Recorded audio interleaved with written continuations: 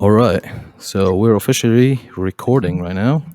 So our topic today is sales and cold calling. Our guest is known as the UK's most hated sales trainer, right? He's a content creator for a YouTube channel with the same name, and he owns a coaching business, a sales coaching business with the same name, UK most hated sales trainer.com. He's normally invited by managing directors and CEOs, both within the UK and globally, who have some, successful and ambitious companies, to help, so he can help with their sales operation and, sales process and all of that stuff. He's got massive following on LinkedIn. Please welcome our guest, Benjamin Dennehy. Did I pronounce the last name You correct? got it No. pretty close, pretty close. Yes, How do you pronounce it? it's Dennehy. It's pronounced Dennehy. Dennehy. Yeah, a lot of people say Fantastic. Dennehy. Yeah, but it's Dennehy. Dennehy. Fantastic. Love to have you. And, really excited to our conversation. Co-hosting today with me is my colleague Billy. He's Yeah. also a sales guy. He's an ADR in the company we work at. What's ADR stand for? Account development representative. Oh, okay, that's a new one. There's so Yeah. many acronyms out there. I've not heard of an ADR, a It's BDR, SDR. Yeah, it's more on the customer side. So it's all account reviews and keeping up with customers and then cross selling into them accounts. Ah, okay. Well, see, I've learned something already, and we're only a minute in. So there we go. See, already. So we're gonna talk about a few topics today. So we're gonna talk about obviously how you ended up doing what you're doing and what's the story behind the nickname. About your coaching business, your YouTube channel, the do's and don'ts of sales, common objections that salesmen get, especially new salesmen get, and they get really bogged down about. You have a very strong opinion about the objection. We already have a supplier, so we'll talk about that. Also, you wrote about never underestimate how scared the average salesman is, which is a very nice topic. I really enjoyed reading that. Cold calling versus cold emailing, and some myth busting about what you see online about sales, and many other topics. So hopefully, we'll get into all of that. So let's start by how did you end up doing what you're doing, and what's the story behind the nickname? Okay, well, like everybody in sales, with the exception of three people, I never chose this for my life. No one wants to be a salesman. It's what you do once you've tried everything else and failed at, right? Or you need a job when you leave university. So I was just like anybody else. Finished university, decided to go traveling, uh, and eventually I needed to get a proper job. Working in pubs can only go so far. I thought, what do I do? I got no real skill set. I got nothing I can do, but I speak English. I can string a sentence together pretty well. I'm reasonably intelligent. You're pretty much now qualified to be a salesman. So that's how I started off. Started off in recruitment. Set a company record. Didn't recruit anyone in 6 months. I was that bad. So that was quite good. But they got me prospecting, solely prospecting. That's one thing I was good at, was setting appointments. And they had me literally just setting up meetings for recruitment consultants to go on with companies to get jobs on. And ironically, I got poached by a company that specialized in doing that for advertising agencies. So I'd never worked in advertising, didn't know anything about advertising. This was in London in the early 2000s. And oh, what the hell? So all I had to do was set meetings up with brand directors and brand managers and people like that for my advertising agency clients to go and talk to. So I did that. Were those cold calling? All cold calling, literally all Fantastic. cold calling. So I've probably spoken to virtually every brand that you can see in the UK. You go into a supermarket, Wow. mayonnaise, tomato ketchup, Hellman's, Kraft, Nestle, you name it, I've spoken with them and maybe even set up a meeting with them, right? Wow. Everybody you work with in advertising wants to get in front of Kraft, wants to get in front of Nestle, wants to get in front of Procter & Gamble, yeah, Unilever. They've got all the brands, right? So my life was getting through to these people, brand directors, experiential brand manager, all of this stuff. And so I'd set the appointments up completely cold, and then they'd go in. And after a while of working for a company doing this, I figured, why do I work for a company? Why don't I just go direct to advertising agencies and offer the same service? But it's just me. So that doubled my income overnight. And the service is being a cold caller, a prospector, an right. appointment setter. So And they will hire you to cold call for their cold call product. for So them. if I have a product, I will hire you. I'll be like, this is what we're selling. these are the people we want to talk to. You're excellent at this. Go Get ahead. us in front of those people. And I'd say, Yes. sure. And I'd make it clear I don't win business. See, a lot of new business or lead generation companies promise you, yeah, if you work with us, you're going to make at least £500,000 in the next 12 months. That's what. But that's got nothing to do with the people setting the appointments. Yeah. Mm. Yeah. So I used to say, look, I'm not going to make you any money. What I'm going to do is get you in front of the people that you say that if you're in front of, you'll sell to. If I do that, if you meet the right people in the right companies and you're happy, I've done my job. You can never get angry at me if you don't sell. That's your problem. If you don't So close. can't close. So they Mm. were fine with that because you'll discover everyone says, we're great, we're in front of people. We're just not in front of enough people. That's the usual argument. Turns out they're actually crap when they're in front of people. That's how I got into sales training, because what I started doing was I started saying to my clients, can I come on these meetings I'm setting up with you to see what's happening? And they'd say, yeah, sure, you can come for a ride along. Just don't say anything. I said, no, I won't say anything. And I used to sit there and watch these advertising agencies sell. Oh, my God, it was awful. They all did the same thing. Laptop, Cred's presentation. This is our ethos. This is who we were set up. This is what we aspire to achieve. Here's some Our mission, our goal, all of that, like all of this cliche. crap. Yeah, They all yeah. go through that. And then the brand manager would ask them questions. Have you ever done this? Have you ever done that? Have you ever worked with this? And they'd be, yep. No, could do, blah, blah. Back and forth. Everyone's getting along. Gets to the end of the meeting. Well, there's nothing for you now, but you're definitely, I'll keep you on my radar. Or they say, well, actually, there is something we wouldn't mind you taking a look at. And it didn't matter what it was. And I'd leave the meeting, particularly if nothing had come. Say they didn't get a brief. And I'd say, was that a good meeting? They go, oh, yeah, it was a good meeting. I go, why? Well, they liked us. And And, well, we got our foot in the door. I go, yeah. And he goes, well, Benjamin, this is how you do it. I've been in advertising for 20 years. This is how it's done. This is how you got to build relationships. And once you get in, and I remember saying literally to this one CEO, I said, look, I'll be honest with you. I said, I don't know how to sell, but I'm pretty sure everything you're doing is wrong. But I don't know how to do it. It's just from an outside perspective. You looked at it with common sense. Is like, okay, there's something not right Yeah, here. I what mean, are you doing? just with common sense, yeah. So Yeah. so to summarize, at the beginning, you were the guy who was setting up the meetings, but then you've heard that these meetings are not converting, they're not closing, they're just. So you were curious. You were like, okay, let me get in, see what's going on there. I mean, I'm getting these meetings, but you're going on what's happening. You went inside. Just as an outside perspective, at that point, you're saying you wouldn't call yourself an expert at that point, an expert No. salesman, all of that. You were like, there's something wrong here. I mean, just it's got just common sense from a normal guy perspective.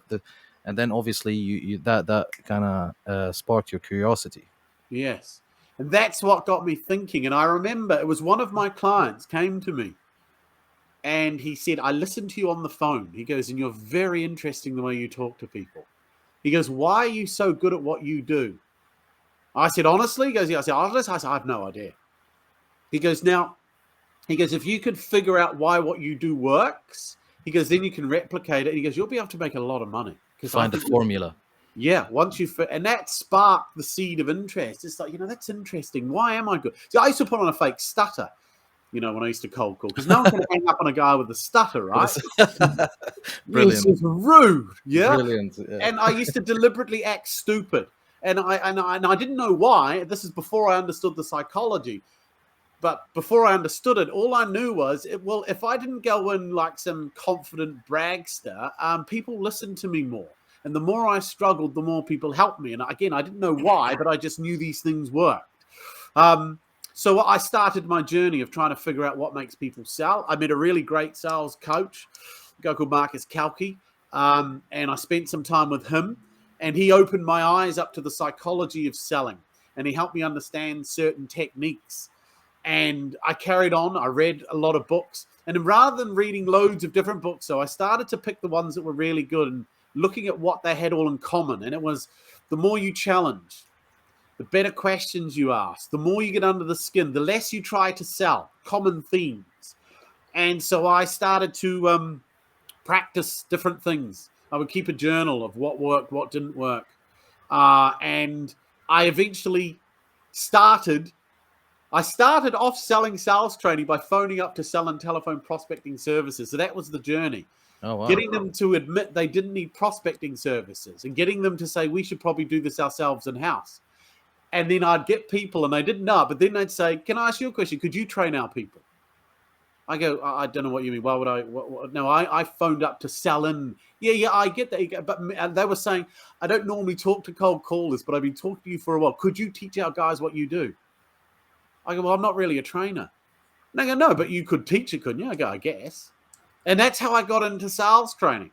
And then Wow. companies started, yeah, because they were listening to me saying, I don't want to use you, but I like what you do. Could you show my guys? And from that, I got into the sales training, and I haven't looked back. Actually, it hasn't been easy, as you know, setting up a business or Yeah, whatever. It's trust me. it's, it's hard work, particularly selling and sales training, right? When you're not very good at what you're selling, and yet you are the walking demonstration of your process. So Exactly. people said it must be easy for you because you get to do what you teach every day. So no. You tried doing this where you didn't know how to do it.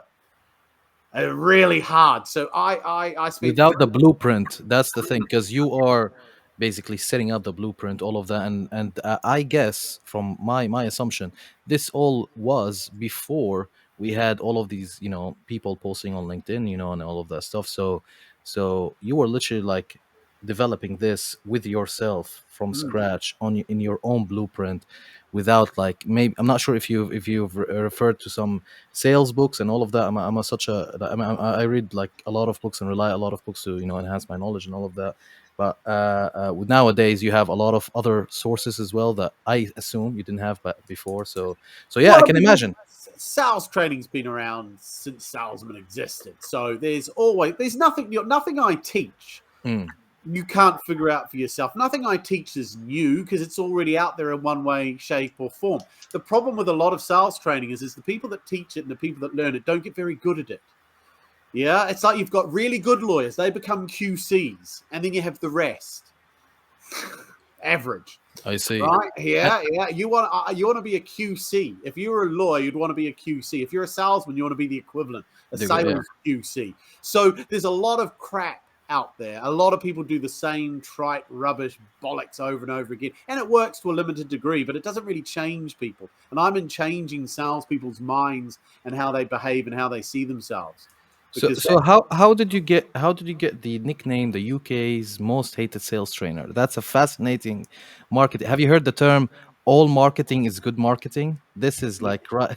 This is I know it right. is pretty good, isn't it? Yeah, So yeah, the 100%. answer is this. Actually, funnily, I'm doing an event with the very guy that gave me the idea. Well, not the idea, but he started me on it. A guy called Brad Burton.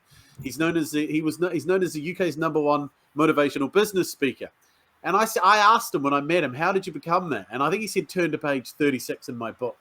And basically, page 36 said I made it up. Right? Oh, okay. And it's like if you were to say to somebody, if I was to say to you, I am the greatest, I am the greatest, who do you think of? If you say to me, "I'm the greatest," I'm I the am the greatest. greatest. Who would you think of? Who's the person? Let me show Um. you age here. Muhammad Ali. Muhammad Ali. Here we go. That's it. Muhammad Yeah, Ali. yeah. My pop culture. I need Yeah, to. yeah. But Now, yeah, the yeah. thing is, he wasn't the greatest. There have been better boxers before it, but what he did is he just kept telling people, I am the greatest, I am the greatest. And now that line is owned by Muhammad Ali. If someone comes along and boxes, he's like, I am the greatest. No. Everyone knows that's Muhammad Ali. He So what coined it. he coined it. So what this guy said to me is you need to find a niche that you can own. Now, I first started, I nicked him. I started marketing myself as the UK's second best motivational speaker. All right. And then when people would say, well, why second? Because it can't be bothered to be number one. That's a bit of a joke, you know. All right. So it's not because you had the answer was like, well, because he's. Oh, okay. Yeah, because he was number one. And then I thought, but I'm not a motivational speaker. It's not my bag. So then Yeah. I went on LinkedIn. And if you go on LinkedIn and you look up other sales trainers or leaders, what do they call themselves? Leader, guru, number one, top performer, Mm, sales influencer. And influencer. it's like they all want to be loved. Look at me, love me. And I thought no one wants to be hated. That's my I am the greatest moment. That's the gap. There is a great book in business called The Blue Ocean Strategy. I'm not sure if you're familiar with. And basically, the idea is that when you're setting up a business, try to. There is a formula, a set of formula that you can figure out, a blue ocean where you are away from like a unique niche, where you're away from all the competition. Basically, the opposite of a ocean is a red ocean infested by sharks and stuff like that. Yes. So that's the idea of the blue ocean. Got it behind me. So I think what you've done literally described that as like you went to a gap, you know. And I'm just saying, talking about, you know, calling your business and calling, you know, your uh, you know, your name and all of that and what you're known for. So yeah, that is such a, like, even I, when I've read it for the first time, I was like, this is the best I marketing know, name because I I've mean, ever heard. logically, it makes no Yes, sense, right? It has nothing to 100%. do with selling or sales I or anything. suppose as well, like you've got to be clever where you use that, because I suppose if you say it's the worst pizza place in the world, and no one's going to buy the pizza from there. So Yeah. how do you think that worked in the sales place as it didn't Well, work? if I agree, if I put I'm the worst sales trainer, then it would have bombed. But hated people, people actually come up to me and ask me seriously, how did I, as if it's some sort of title. That's very interesting. So Yeah, so do you think, for example, to what Billy said, if it was like the most hated pizza place yeah, instead of the worst, it would have yeah. Or the skimpiest pizza joint in all of skimpy, and you'd have to go. What do you mean by skimpiest? Because you get tiny slices, but you pay less, something like that, I right? see. So yeah, but if you, my daughter, because she was only young, she used to go around saying my dad's the worst sales trainer. So no, it's not The worse. most hated. It's hated. There's a Right. difference there. So it stood out because every other sales trainer wanted to be loved. No one can come along and say, no, I'm more hated. So I've done that. That's what I wanted to do. And then obviously Trump came onto the scene, and he Hmm. had this red hat. And MAGA. I saw it. And as soon as I thought that's going to fit perfectly with the brand. Yeah, yeah, yeah. And so I just took the hat, changed it to make salesman great again.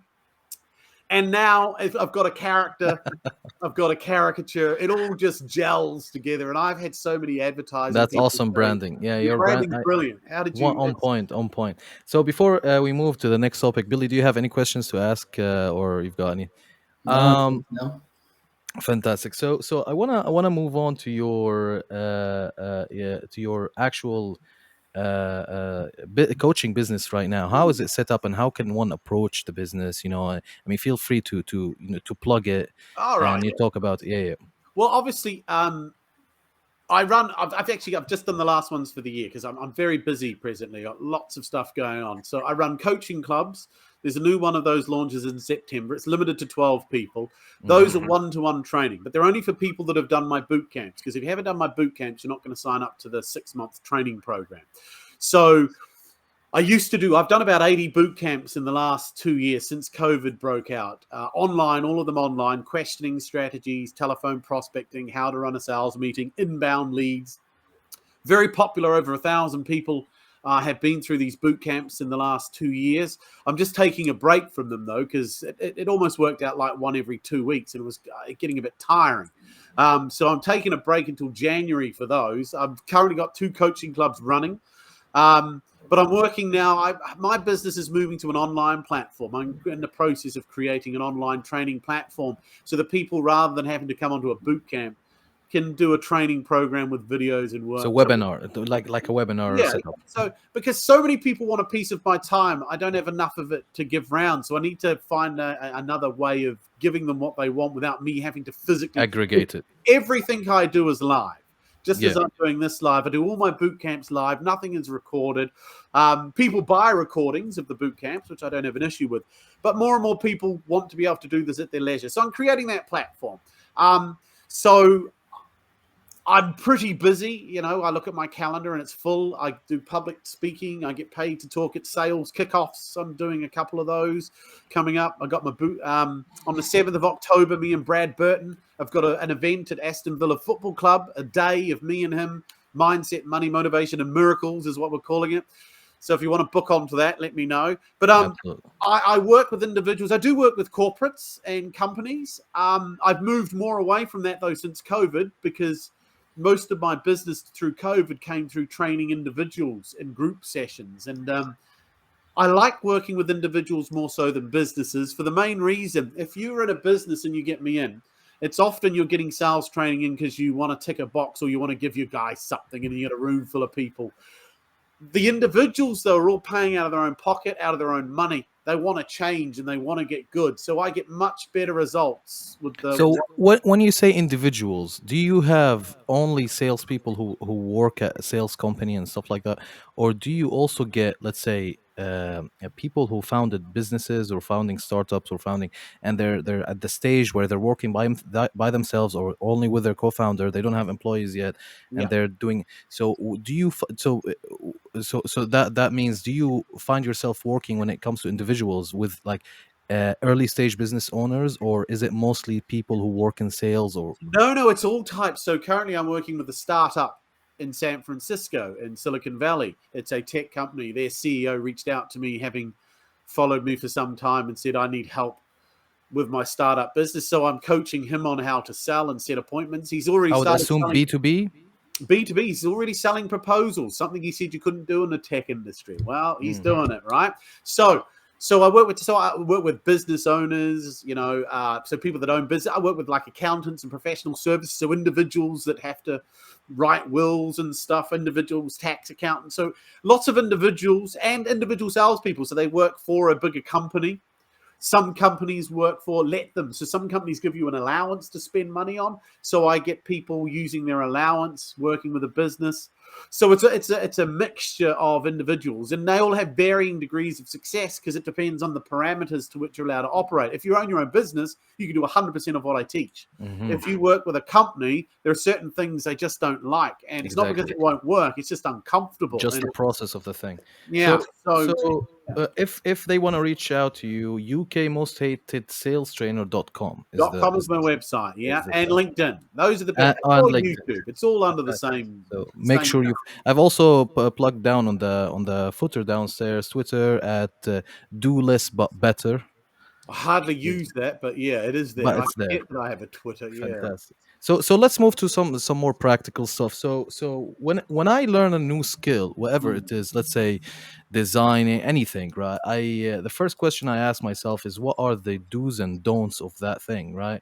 And I also focus on the don'ts more, just because when it comes to the don'ts, you kind of like limit yourself from the mistakes. The do's might limit your creativity, but the don'ts is like kind of like the conventional, don't do one, two, three, four, five, so when it comes to sales and cold calling, what would you think are the biggest don'ts? And then what do you think are the do's? And obviously, if you've got something controversial that normally on LinkedIn you don't hear about, or somebody might disagree with, please mention that as well, because we like controversial stuff. No, I think I've exhausted my controversial element on LinkedIn. When I first started on LinkedIn, must have been 2016, I think it was. Virtually nobody was talking about cold calling or writing about it. And 8 years is a long time, as you know, in the modern world. I mean, go back 8 years. There were only two genders 8 years ago, right? So Yes, absolutely. yeah, Everybody's saying that. so it's amazing how quickly things can change. So no one was writing about it. And I used to talk about doing pattern interrupts. And a pattern interrupt is where you don't just phone up and introduce yourself. You say something. And I had a very specific one because I knew why it worked well. If you say to someone, particularly a decision maker, yeah, so these work very well on decision makers. So I would phone MDs and CEOs. And if you phone up an MD or a CEO, say, look, I'll be upfront, you're going to hate me. This is a sales call. Do you want to hang up or let me have 30 seconds? Delivered well, the initial reaction was always laughter and no. And the reason why is when you tell a decision maker what to do, which is what I was doing, do you want to hang up? Their reaction is vitriolically, no, you don't tell me what to do. So this is why that line is so powerful. It doesn't work on people lower down as much because they don't care. So the higher up you go, the better that is. And that's why I would do it. So what I would say are the don'ts. Mm-hmm. The don'ts with prospecting are, one, don't do it for 6 hours at a time. Yeah, this is the number one thing. Too many salespeople say, I'm going to do prospecting, but I'm going to set aside Wednesday and I'm going to hit the... No, because about an hour into it, you're already given up, right? Okay. So the first thing, so that's... So go deeper on that. Why do people normally give up after Why an do hour? they give up? The first Yeah. reason is first of all, they'll blame the data. The data sucks. Yeah, and it probably does suck, but that's a cross you got to bear. You can deal with that. You can fix that if you really want to. Yeah, it's not hard to get a name in the 21st century. So that's not an excuse. Then the next one is no one's answering.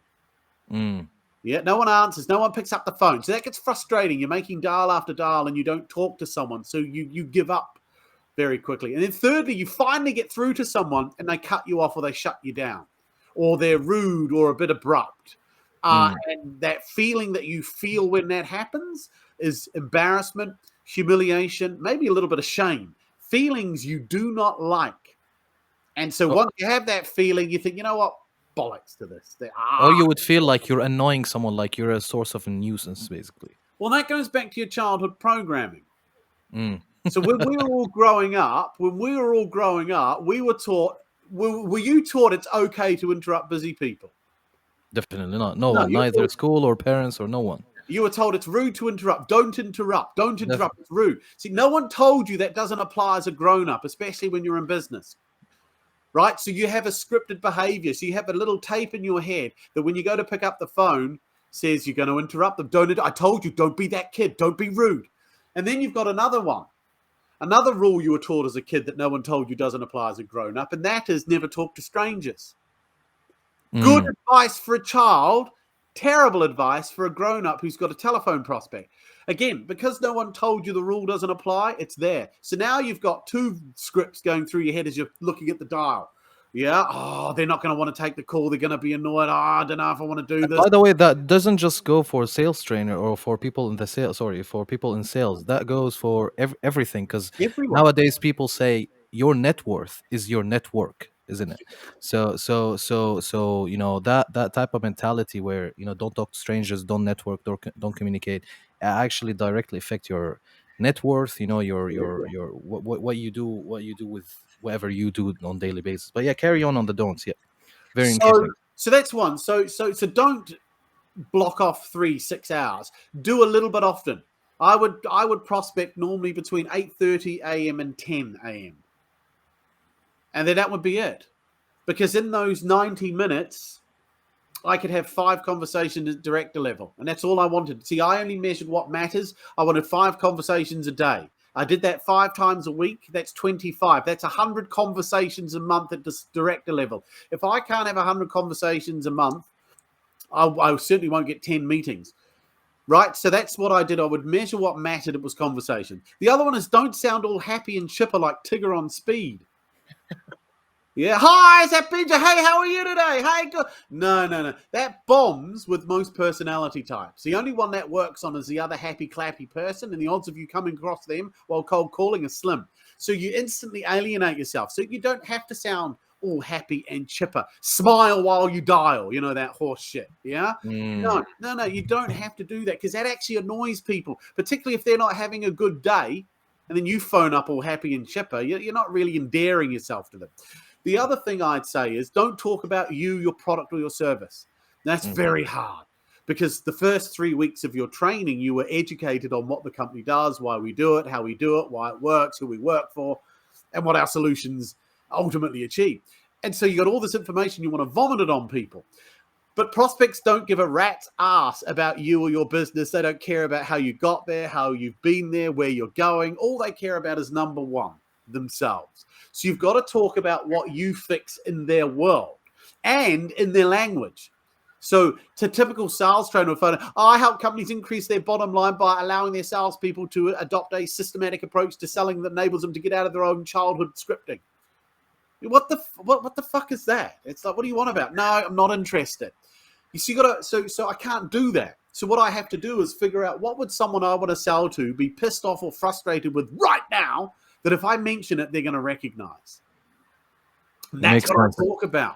It's the pains, basically. Try to investigate their pains and something that they care about, not you care about. Yeah, Basically. what are the symptoms? If somebody needs sales training, what are they most likely to be moaning and bitching about? But the word sales training, it'll be, why are we not in front of enough people? Why is nobody on the phones? Why do you spend most of your time emailing? Why are we meeting people that aren't showing up? Why are we chasing quotes and proposals that go nowhere? That's what they're moaning about. No one's ever saying, no, I think sales training would fix this. No, it's like, I hired these guys. They should know how to do this. So they don't think sales training. They just see these problems. I phone up and talk about them. And if they say, I recognize, actually, no, I can recognize that. I relate to that. Then I've got a hook and then I can rope them in a bit further, find out, is it something they actually want to fix? This is the other thing. Just because someone has a problem you can fix doesn't mean they want to fix it. Salespeople can't get that through their thick skull. Yeah? How many people do you know are in relationships or jobs that they hate? Mm. And you say, well, why don't you just leave? Oh, I can't. I love them. Yeah. Oh, it's going to get better. Oh, I need the money. Then shut the fuck up about moaning about it. Yeah. So some people actually like their misery. So just because a prospect has a problem you can fix doesn't mean they want to fix it. And that's where they get too excited and keen. Oh, they've got all these problems. And have they convinced you they want to fix it? Well, he said he was interested. What the fuck does that mean? Makes sense. Makes sense. That's the other thing I So what's the if that's the case, what would be the trigger point that would be like, okay, this is worthwhile? So if I'm prospecting, I'm after certain information. And if somebody recognizes one of the pain symptoms that I suggest, so let's say I say you're frustrated, your sales guys are reluctant or not motivated to pick up the phone. He goes, yes, I recognize that. That's my office. I go, well, can I ask a few more questions? And they say, sure.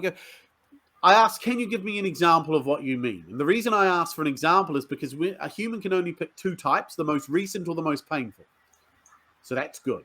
Secondly, people love talking about themselves. So the moment I get them talking about what they do, the floodgates will open. So can you give me an example of what you mean by your guys not picking up the phone? Yeah. Literally last week, I walked through the office floor. There are 15 guys in here. It's like 3 o'clock in the afternoon. Not a single person on the phone. Right? See, now he's reliving an experience that made him annoyed. This is good. And then I go, okay, so how long's this been going on? See, I need a time frame. If he says, well, I only noticed it for the first time last week, I'd say I wouldn't worry about it. It's just a glitch. If he said this would be going on for the last 3 years, I'd say, well, it sounds more like a lifestyle than a problem. You see? Yeah, so you gauge it. Just because they got the problem. If they've suffered with it for a long time, is it really an issue? Or is it just something they bear? Or if they've only just recently noticed it, doesn't mean they're going to act on it. So I need to get, are they in the Goldilocks zone? Yeah? So then once I know how long it's been going on, I go, well, what have you done to try and fix it? Now, they can only say nothing. We've tried something and it hasn't worked. We're in the process of, or I don't think it can be fixed. The only answers they can give, it doesn't matter which one they give, I'm ready. And then once I know that, whatever they say, I go, well, I assume that's worked. And they always say, no, well, it hasn't. That's why I'm talking to you. And then 2 more questions. How much do you think this has cost you then? Do you think you've lost business to competitors because their guys have picked up the phone? Definitely. So if you could put a figure on it, how much? I don't know, but probably more than I'd want to admit. Okay. And then last question, how does it make you feel knowing that you've got sales guys that won't pick up the phone, and as a result of not picking up the phone, you're losing business? How does that make you feel?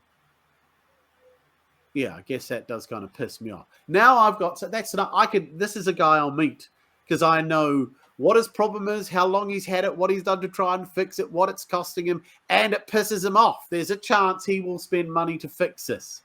If you let me give you like kind of a scenario on this. Like, let's say all what you've done has been done, and then you've discovered that at the very last question you said the guy simply in a position where he actually doesn't care.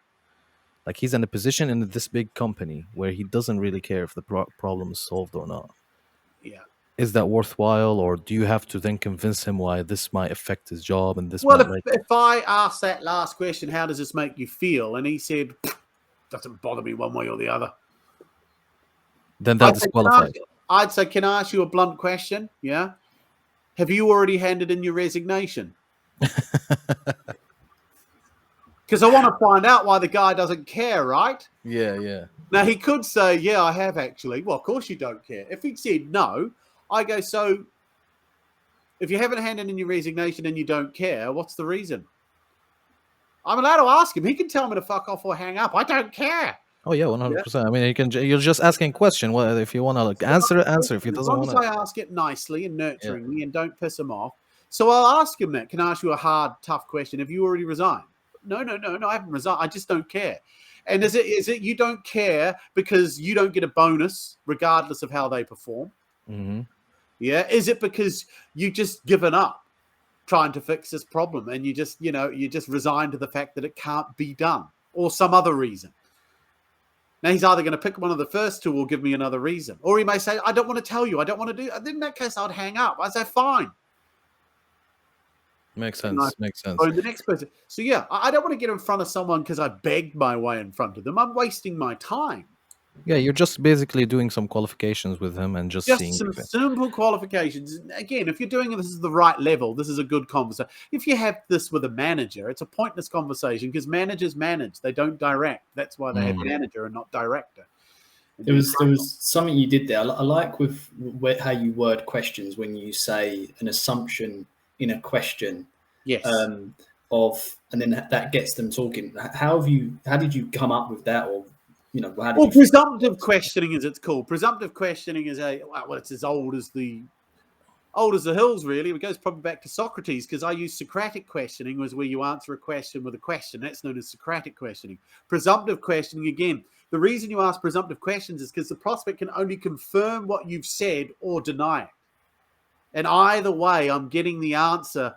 The answer I get is good. So if I say, so would it be fair to say that you've already handed in your resignation? He can only say, yes, I have, which answers the question why he doesn't care. Or he goes, no, I haven't, which then enables me to ask more questions. Well, okay, so if you haven't handed in your resignation, it must be because you don't get a bonus regardless of performance. You just don't think this can be fixed or something else. So it gives me opportunities to keep asking better questions. I'm just trying to get to the truth.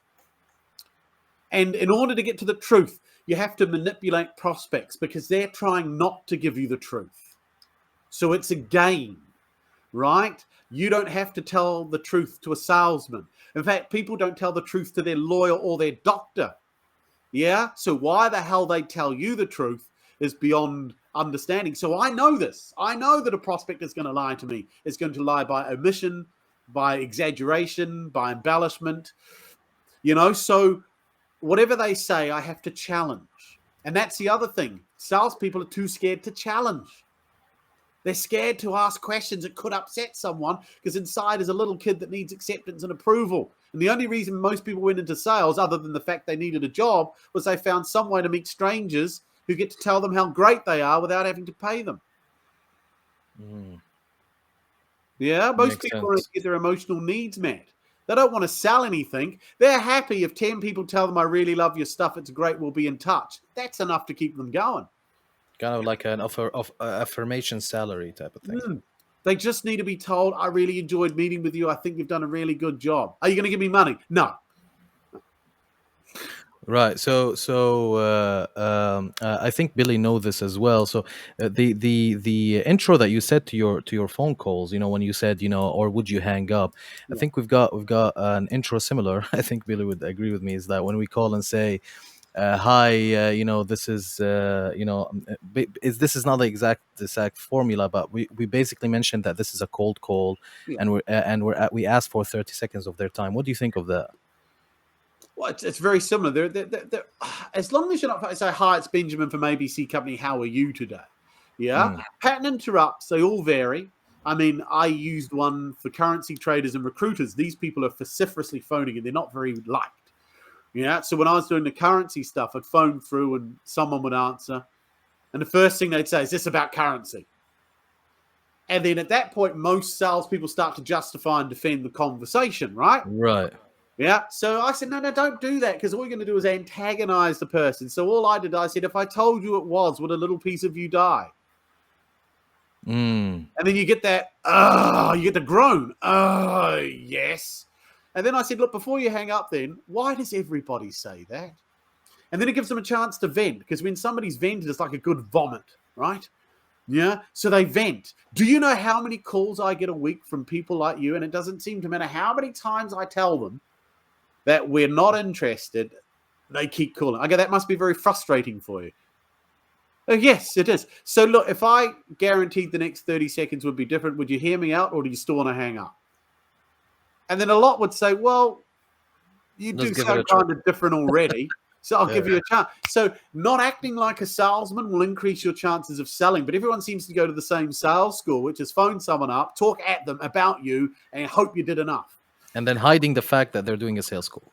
And hiding, no, just doing some research, sir, or just whatever it is. No, The only This reason, also happens mid conversation where, for example, they allowed you to have 30 seconds and then they will be like, okay, go on, then who are you, for example? And you explain who you are and all of that stuff. And you're like, oh, are you trying to sell me this or are you trying to sell me that?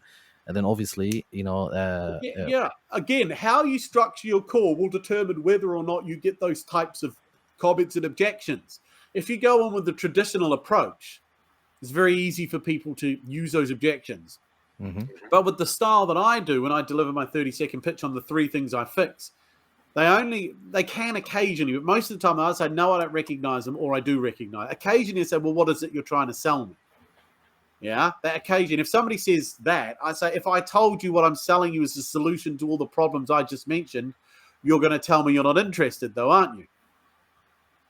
Makes sense. Presumptive negative. Now, he can only say yes or no. If he says, well, no, I'd be curious, carry on. If he goes, well, yes, I wouldn't be interested. And I go, that's because you don't have any of these, or you just don't believe there is a solution that could fix these, or something else.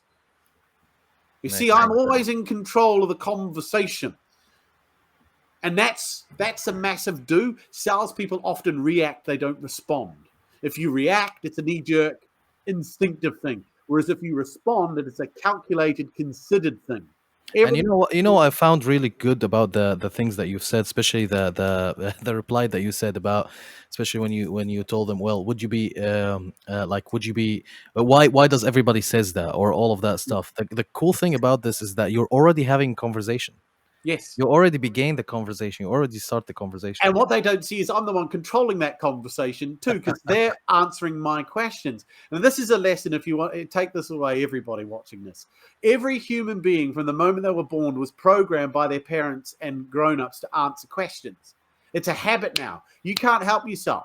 As soon as you get off this podcast, someone who you live with is going to go, so how was it? And without thinking, you're going to say it was good, it was bad, it was okay. Yeah, someone's going to say, do you want a drink? You're going to say yes or no. Yeah, someone's going to, do you know what the time is? You're going to go, I don't have a watch, or yeah, it's 3:30. You instinctively answer. So I know every human being's programmed that way. So all I've got to do is be asking the questions. And as long as I don't irritate them, they'll keep answering. In fact, I've got so good at it, I've got a badge. I don't have it here. And it just says to you, I'm doing it to you now. Oh wow, okay, And congratulations. people come up to me and go, well, what does the badge mean? I go, what badge? First question. Boom. And they go, the one on your... Joke's on you. I go, oh, I said, I forgot I had that on there. What do you think it means? Second question. They go, Second I don't question. know. I go, well, Wow. what do you think a salesman should be doing consistently and habitually all the time in a sales meeting? Third question. Now, they never give the right answer. They say closing, finding need. I go, no, that's good, but it's not what I'm looking for. Try again. Fourth question. And I go, I don't know. I go, well, what have I been doing to you the moment you walked up to me? Talking. That's 5 questions now. 5 in, and they still haven't seen it. People don't realize they answer questions. Exactly. Yeah. It seems like they Once don't you realize master, they're in a conversation where it's based on questions. Yep. yeah, and once you master not answering questions and learn how to answer questions with questions in a way that won't upset the person you're doing it to, you have much better conversations and you get to the truth. Absolutely. That's why I'm there. I think as like as young BDRs or ADRs, what we're scared of is 2 things: is asking the right question, and then secondly, sometimes we're scared of the answer we get, because then we don't know where to take the conversation from there. But I think, like you say, just keep asking questions. You get to the root of it all. Well, you have to know where you're going too. So when you first start, this is the other thing. People say you're very good at questioning, but I'm doing it, and I don't know where I'm going. No, you don't, because you're not sure what the answers to your questions are going to be. But over time, like I say, selling is highly predictable. Prospects only have a range of answers to any given question that I ask in my world. So I know my world inside out. So it doesn't matter which one they pick. I'm ready for it one way or the other. And when you first start out in this, though, you don't know what the range of answers could be because you haven't done it. So you can make some predictions, but you have to get out in the real world and hear them. And then they say something you've never heard before and it throws you. So, I wasn't expecting that. So that's all I would do. If somebody says something I've never heard before, I go, that's a really good answer. To be honest, I was not expecting that, and I actually don't know how to respond. Before I respond, though, can I ask you a question? Why did you say that? And it forces him to explain their answer. In the meantime, I'm listening and I'm figuring out how to go forwards. And you're having conversation. And we're still having a conversation. And they're feeling important because I'm getting them to talk about them and what they're saying. So, but what I'm doing is avoiding saying anything that could hurt me because I don't know where we're going yet. So it's it's practice, lots and lots of practice. Makes And I sense. suppose the questions you ask, they're sort of selling it to themselves in some ways. Is that, okay, do we have a problem? Should we solve this? What's the urgency to get it solved? Just from Yes, the questions you've asked. I can't convince anybody to do anything. What I can do is get them to discover for themselves through my questions they need what I have. And if they discover it for themselves, they own it. But if I convince you you need something, you don't actually own it. There's a good saying, a man convinced against his will is of the same opinion still. And it's very easy in the moment to convince someone to do something in the heat of the passion, right? Yeah, all right, I'm in. Let's do it. Let's do it. Let's do it. And then you leave. And then they've had a chance to calm down, emotions settle, and logic and reason, and they go through and they go, why did we agree to that? I don't know. No, I don't want to do it. No, I don't. And then they just ghost you. Like that the emotional purchase you buy, and then you sit there and think, did I actually need that? Or yeah, buyer's remorse. And buyer's remorse happens because in the moment they were overcome and their opinion was momentarily convinced to be something else, but now they're rethinking it. My opinion hasn't changed on this, which means now this was wrong, and you have buyer's remorse and they send the product back. But if you get them to figure out for themselves they need it, they can't argue with it again. Fantastic. So Benjamin, we've only got you for about 5 minutes. Billy, do you have any questions that you want to ask Benjamin? Any questions about sales? Anything on your mind, or any question at all? No, not off the top of my head. Well, that was easy. Yeah, that's fine. That was real easy, right?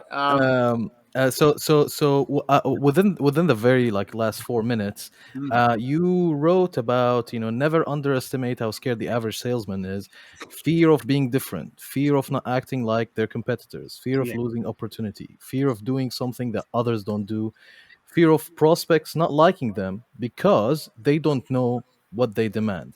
And the question that I would like to ask you is, there's a lot of people getting into either sales or starting their companies, and they have to do sales themselves, Yeah. What would you say are the things that these new people will fear the most, or they will have to face the most, that they don't know about, they would know when they get into it? And how do you think they should solve them? For example, when I started sales, or I started cold calling, I didn't know how demotivating it would be that when you call like an X number of contacts, you might have a day when no one answers, for example, and that's a little bit. So stuff like this, what would you say for new salesmen or people who are going to start picking up the phone, businessmen or new salesmen? Well, the most challenging thing is all you do is people just pat you on the back and say, it's a numbers game, just try harder. Which, imagine I could go into an operating theatre and start hacking up a body, and a surgeon could just come up and pat me on the back and say, well, it's a numbers game, Benjamin, try harder.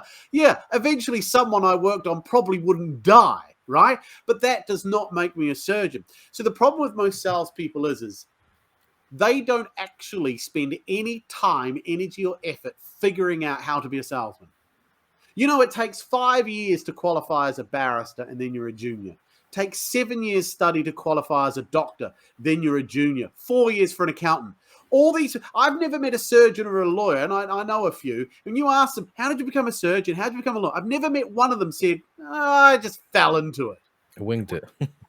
I was walking past the hospital one day and I thought, fuck it, why not? Let's give it a go. I asked for a job. And next thing I know, I'm a neurosurgeon. No, what is it? I've always wanted to be a surgeon. I've always wanted to be a lawyer. I had to study. So they study, and then they're at the bottom of their profession. To be classed as a professional salesman, you need 3 days product knowledge training, a new suit, a car, and you are one. Right?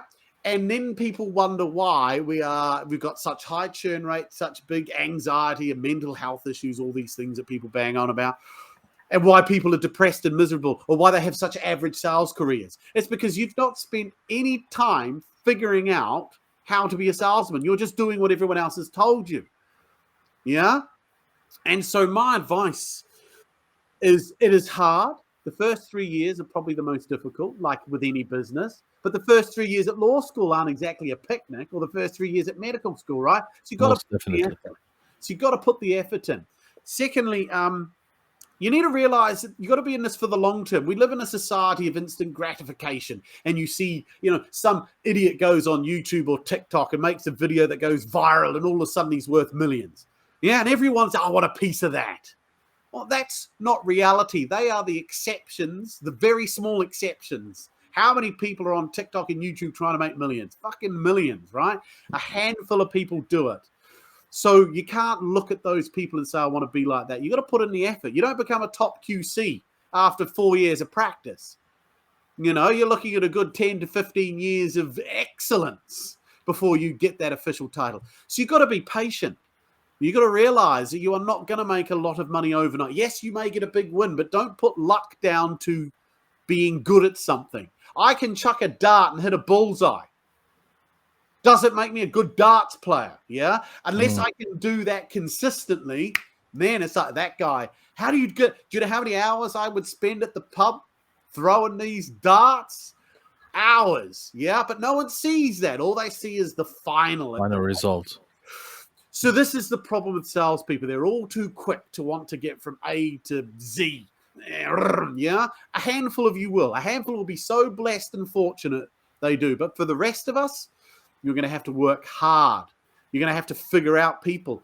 And you're going to have to surround yourself with people that actually know what they're doing. Don't just surround yourself with people that have made success monetarily necessarily. It's not hard to make money, but it is hard to do something well consistently. Definitely. Yeah? And that's the difference. Look at the people that have made a lot of money and ask them, what is it that they've done? Were they just lucky? Is someone who wins the lottery and still works as an SDR is not a successful SDR. Makes sense. So that's what I would say, is be patient, put in the effort, learn your craft. I find that patience and knowledge and learning about whatever you're doing as much as you can is literally consistent throughout everything. Yes. Throughout, whether sales, starting a business, I don't know, starting anything, even studying or anything.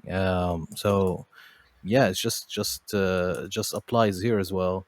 And it's pretty interesting and insightful that you said it might take 3 years for the average person to actually nail down the process and all of Yes. that. That is, yeah, It a lot of takes practice and yeah. effort and energy and commitment. And, if you keep changing jobs every 9 months, then also that's not going to help you because you're not building up any credit or cachet. You're just starting back at zero every time. And salespeople just seem to shift from job to job. They always sideways, slightly maybe on an angle, slightly. But the average salesman, if they lose their job and they're earning, say, £45,000 a year, guarantee it, they'll look for a job paying on or around 45K. Makes sense. Yeah. Because instead of they're thinking long term, they're thinking obviously about the short term salary. Yeah, makes sense. Yeah. Well, Benjamin, thank you so much for today. I don't want to take more of the time we scheduled today. And Billy, thank you for being as well. You guys have been great. And yeah, so if they want to find you, they will either go to LinkedIn. I've put the name down in the comment. Put the link down in the comment and the description, and they can go to the UK most hated salestrainer.com. Yes, not hard to find. Absolutely. All right. Well, thank you so much, folks, and enjoy your day. Thank you very much. It's been a pleasure. Thank you. Cheers. Thank you. Bye-bye. Goodbye.